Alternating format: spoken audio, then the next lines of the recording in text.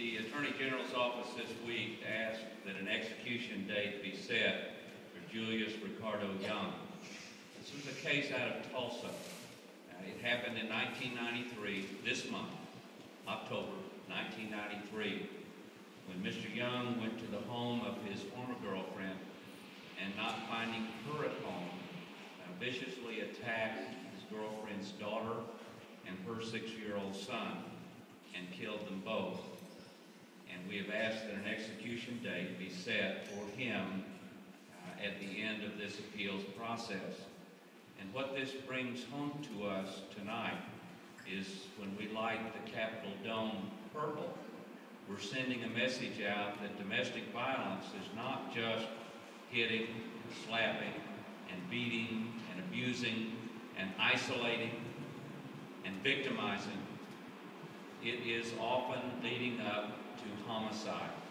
It is the most serious of the crimes that Deputy Chief Scully's people face every day, that Sheriff Wetzel's people face every day, that law enforcement across the state of Oklahoma face every day.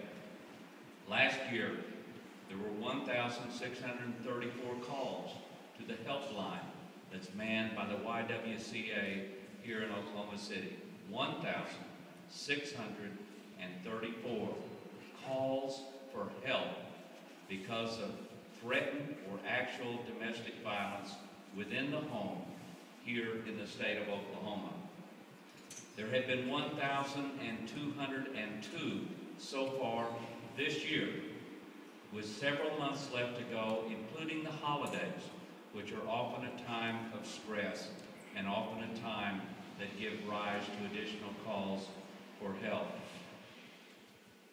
It is so sad to report that in 2008, there were 72 domestic violence homicides in the state of Oklahoma.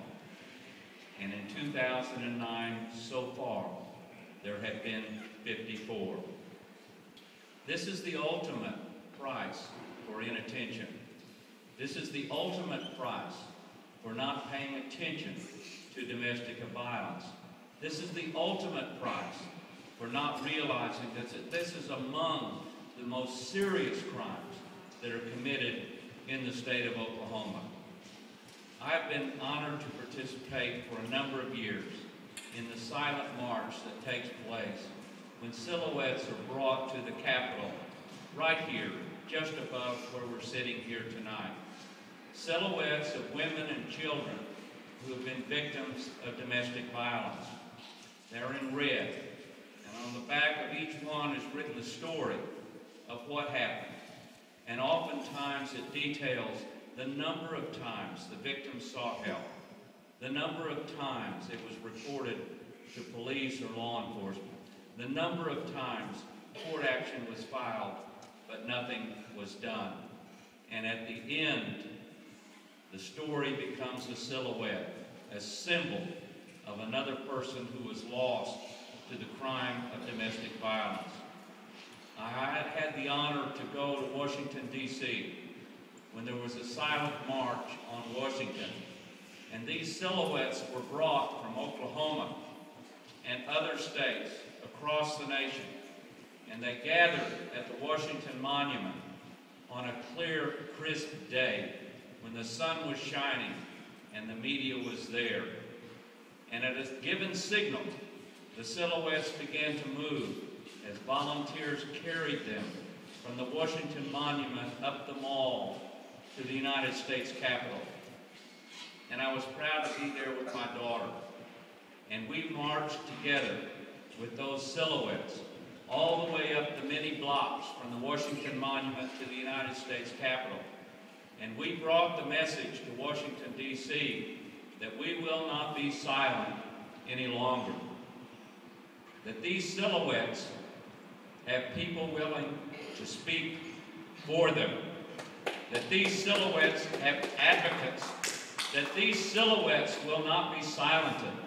That these silhouettes have people, many of whom are represented in this room, who are willing to stand up and say, no more. We will not be silent We will not allow this crime to go repeated year after year in state after state.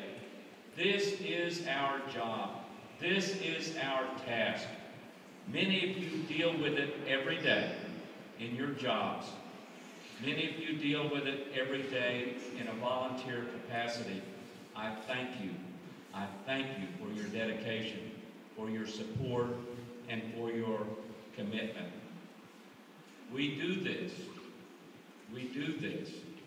for the children who are here today and for the children who exist in homes all across the state of Oklahoma. Because what we know, what every sociological study has told us, is that children who witness acts of violence in the home are more likely to commit acts of violence in the future. They are more likely to commit acts of violence when they're dating. They're more likely to commit acts of violence when they become married. So if we are ever to break that chain, if we are ever to break that cycle, we have got to say, it has got to stop. We can talk about safe streets. We can talk about safe schools. But the one place that we have a right to feel safe is in our own homes. And if government doesn't recognize that, if law enforcement does not recognize that, if district attorneys do not recognize that, if judges do not recognize that, then we will never break the cycle of violence. It's our job to make sure that that is recognized and that these children who are here today, and our children and our grandchildren will live in a safer, more secure world. Well, so when you see the Capitol Dome lighted in purple, know that it reflects not the bruises, not the harm that has been done to people year after year.